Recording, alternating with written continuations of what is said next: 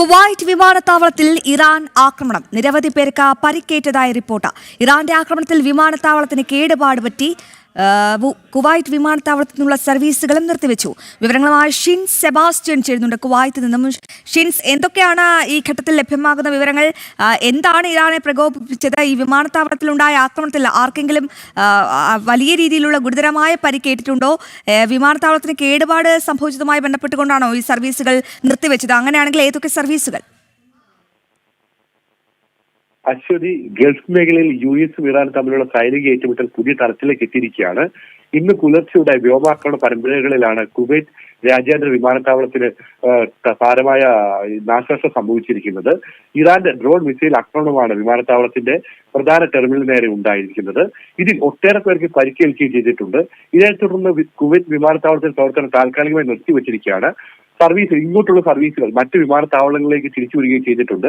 ഇതോടൊപ്പം തന്നെ എയർപോർട്ടിലെ വിമാനങ്ങളും എല്ലാം മാറ്റിയിട്ടുണ്ട് അവിടെ കരുതിയിരുന്നത്.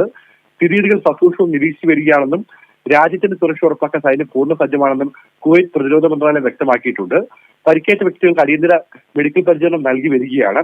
നാശനഷ്ടങ്ങൾ പരിശോധിക്കാനും അറ്റകുറ്റപ്പണികൾ നടത്തി പുനരുദ്ധരിക്കാനുമുള്ള സാങ്കേതിക വിദഗ്ധരുടെ പ്രത്യേക സംഘം വിമാനത്താവളത്തിൽ പരിശോധനകൾ ആരംഭിച്ചിട്ടുണ്ട്. 3 മാസത്തെ ഇടവേളയ്ക്ക് ശേഷം ജൂൺ 1 ടെർമിനൽ 1 അന്താരാഷ്ട്ര വിമാന സർവീസുകൾ പുനരാരംഭിച്ചിരുന്നത്. ഇത് ടെർമിനൽ അടയ്ക്കേണ്ടി വന്നത് ഇറാൻ ആക്രമണം തുറന്നു തന്നെയായിരുന്നു. അതിന്റെ പുനരുദ്ധാരണം പൂർത്തിയാക്കി തുറന്നു കൊടുത്തതിന്റെ 2 ദിവസത്തിനുള്ളിലാണ് ഇപ്പോൾ ഇറാന്റെ ഭാഗത്ത് ആക്രമണം ഉണ്ടായിരിക്കുന്നത്.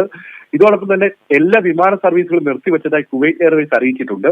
സുരക്ഷാ സാഹചര്യം വിലയിരുത്തി തുടർ തീരുമാനം ഉണ്ടാകുമെന്നാണ് വിമാന കമ്പനി അറിയിച്ചിരിക്കുന്നത്. അതോടൊപ്പം തന്നെ കോഴിക്കോട് നിന്ന് കുവൈറ്റിലേക്ക് പുറപ്പെട്ട എയർ ഇന്ത്യ എക്സ്പ്രസ് വിമാനം തിരിച്ചുവിട്ടിട്ടുണ്ട്. IX-393 വിമാനമാണ് പകുതി വഴിയിൽ വെച്ച് തന്നെ കോഴിക്കോടേക്ക് തിരിച്ചുവിട്ടിരിക്കുന്നത്.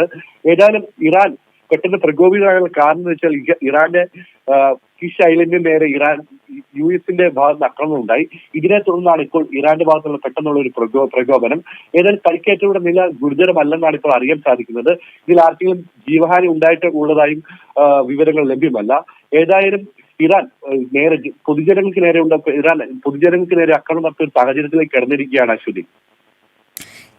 ഷിൻസ്, വിവരങ്ങൾ വ്യക്തമാണ്. കുവൈറ്റ് വിമാനത്താവളത്തിലാണ് ഇറാന്റെ ഒരു വ്യോമാക്രമണം ഇപ്പോൾ നടത്തിയിരിക്കുന്നത്.